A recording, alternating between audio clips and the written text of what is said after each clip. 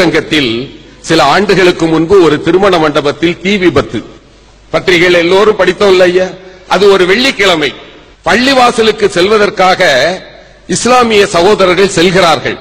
அப்போது பார்க்கிறார்கள் மண்டபம் தீப்பிடித்து எரிகிறது. தொழுகைக்காக செல்லாமல் மண்டபத்தில் ஓடி சென்று விபத்தில் சிக்கியவர்களை அவர்கள் காப்பாற்றினார்கள்.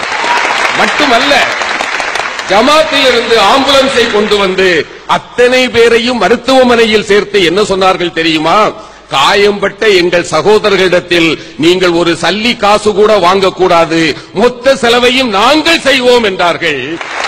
அவர்களிடத்தில் பத்திரிகையாளர்கள் பேட்டி கேட்டபோது, நீங்கள் தொழுகைக்கு செல்லாமல் ஒரு நாள் தொழுகையை நீங்கள் இழந்து விட்டீர்களே என்றபோது அந்த பெரியவர்கள் என்ன சொன்னார்கள் தெரியுமா?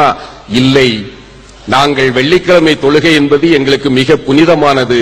ஆனால் இன்றைக்கு நாங்கள் செய்த தொழுகைதான் அல்லாஹ்வுக்கே மிக பிடித்தமான தொழுகை என்று சொன்னார். இதுதாங்க சமயங்கடந்த மனிதாபிமானம் என்கிறதே.